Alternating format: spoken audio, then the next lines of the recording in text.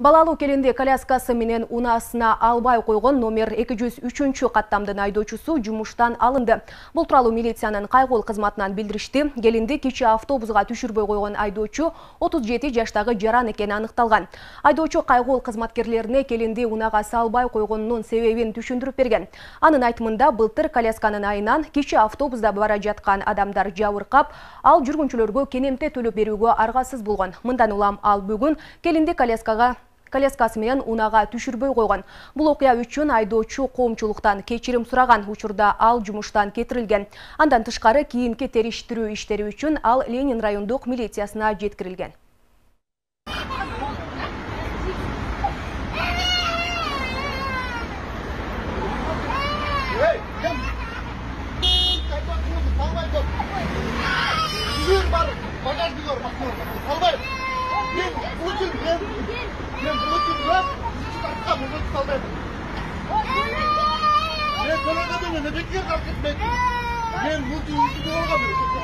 Мен Мамбеткулов Бекбен Жакшыбекович 203 номердеги маршруттун каттоосунда водитель болуп иштейм. Бүгүнкү кылган олдоно мамилем үчүн Бишкек шаарынын тургундарынан терең кайгыруу менен кечирим сурайм. Мен ошондой эле карындашыма кылып койгон ачуума алдырып кылып койгон кылыктарым үчүн терең кайгыруу менен кечирим сурайм. Мындан ары мындай иштер болбостугуна кепилдик берип, кыргыз эли менен кыргыз эли журтунан Бишкектин тургундарынан кечирим сурайм. Кечирип коюңуздар. 3 айдан бери Яндекс такси кызматынын ызычуусу токтобой келет. Дегенибиз, айдоочулар профсоюзунун мүчөлөрү Кыргызстанда өз ишмердүүлүгүн жүргүзүп жаткан Яндекс таксини жабууну талап кылып жатышат. Анткени мамлекетке 1 сом салык төлөбөй элдин чөнтөгүн кагып келүүдө дейт. Темага кабарчыбыз кененирээк токтолот. Мыйзам чегинде дегенде биз азыр интервьюну эмне деп беребиз, ошентип беребиз. Баары мыйзам чегинде болуп атабыз деп беребиз.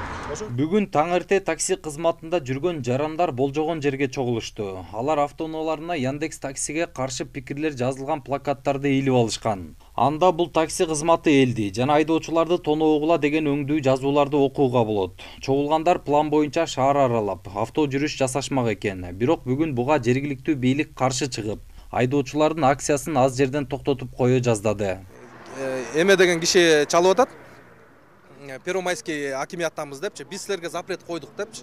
Эмнегедир ушунча убакыттан бери биз 3 күндөн бери биздин кагазыбыз баарына белгилүү болуп турат, бирок бүгүн именно мероприятиянын баштаарда башка күнгө которгула деди да. Бирок ага карабай, анткени биз эч кандай законду бузуп аткан жокпуз. Бизге запрет кое алышпайт. Анткени биз эч кимден уруксат сураш керек эмеспиз. Бул мероприятияны өткөргөн закон боюнчачы. Бизге уведомление кылыш биздин максат, ошону кылдык. Болбой эле түшөбүз буйруса азыр мына. Колонна болбосок дагы бөлүнүп ушу эски площадьтын алдына өзүбүздүн позициябызды билдирүүгө түшөбүз буйруса.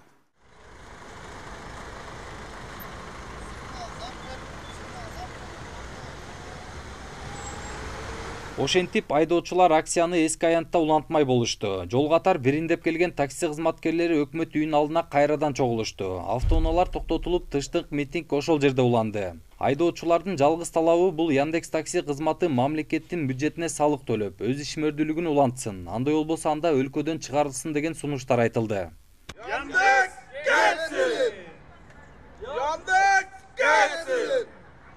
Яндекс кетсин! Бул эң биринчиси, алар налог төкпөйт. Кыргызстандын бюджетине же болбосо Бишкектин өзүнүн бюджетине бир да тыйын налог төкпөйт. Бирок миллиондогон, мисалы, биздин эсебибиз боюнча бир 10 миллион, 11 миллион сом ежесуточно Бишкектен эле чыгарып кетишет да. Анан кийин ошонун ичинен бир да тыйын налог төкпөй туруп, бул жерде ишмердүүлүгүн кылып атат. Бул биринчи нарушение. Экинчи нарушениясы такси тармагында булар монополист болуп алышты. Алар өздөрү айтып атышат, мына мисалы рекламадан, радиодон деле баарыбыз угуп атабыз. Эгер дейт Бишкек шаарынын 70% заказын алгың келсе, бизге келип иште деп атат. 70% деген эмне? Бул деген монополия деген сөз да, туура. Алар ошону басып алдык деп өздөрү эле ачык айтып атышат. Такси айдоочулар профсоюзунун мүчөлөрү Яндекс таксинин бир күндүк эсеп кысабында чыгарып көрүшкөн. Эл ташыган бул кызмат күнүнө 7 миллиондон 11 миллионго чейинки сумманы өлкөдөн чыгарып кетип жатышат дейт. Ошол акчалардын 1 сому да салык катары төлөнбөйт экен. Булго мейли дейли. Яндекс такси мамлекетке салык төлөөгөн аз келгенсип, жол кире акысын көтөрүүдө салат дешет. Анан биз бул жерде эң негизги айтып кете турган нерсебиз Яндекс бул шылуундук нерсесин баарын токтотуп, жанагындай азыр 21-кылымга лаяктуу баягы цифровизация деген нерсени түшүнүктүү киргизип алып эле булар налог төлөгөндөн качып жүрүшөт да негизиненчи. Бул фиолетовый зона деген мындай нерсе экен да, айдоочуларды өзүлөрүнөн чыгарбаштын амалы экен.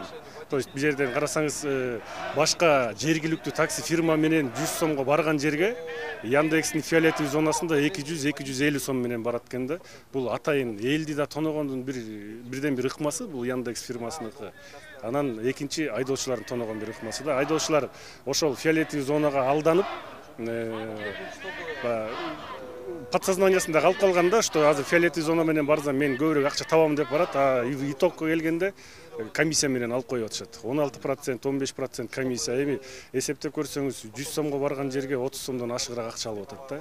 А жергиликтүү такси фирмалар менен иштешкен болсо 30 сомдук 200 сомдук жерге 10 сом эле комиссия берет. Бул бир. Буга чейин бул маселе жогорку кеңеште да көтөрүлгөн. Бирок өкмөт тарабынан тыңгылыктуу деле иш аракет жасалган жок. Тескерисинче айдоочуларга электрондук патент киргизилип, компаниянын болсо салык төлөтүү маселесин карашкан жок. Бул жерде кандайдыр бир Яндекс таксини кызыкчылыгын бирөөлөр коргоп жаткандай түр калтырат дейт айдоочулар.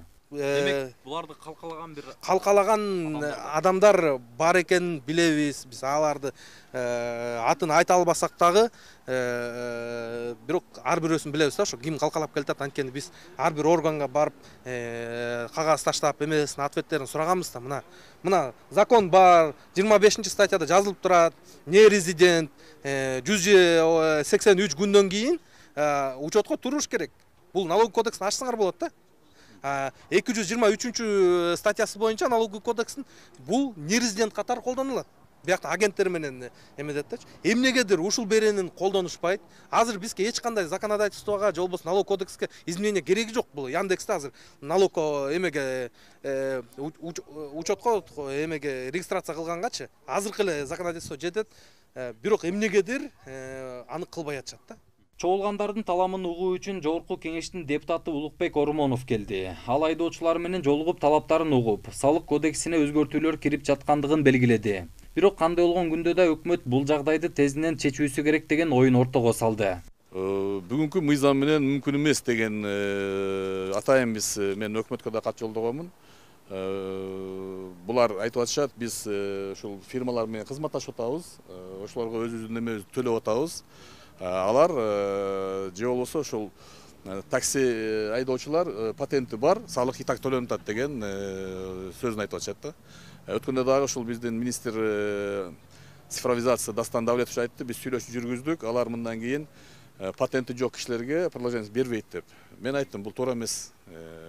Ал патент бул башка маселе, а фирма ошол өзүнүн алган акчасынан салык төлөбөгөндүгү бул бир оор кылмыш катары карашыбыз керекпиз. Бул такси кызматыны Кыргызстандын акчасын колдонгондуктан Кыргызстанга салык төлөсүн сөз биз кылышыбыз керек деп талапты да сунуштап бергенбиз.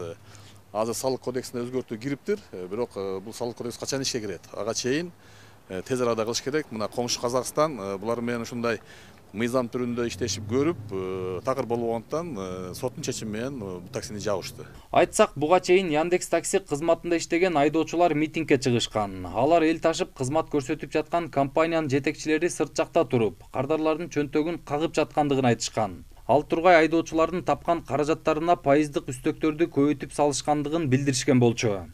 Жоодар Бузумов, Нурбек Жеңишбек уулу, Нур Ньюс, Бишкек.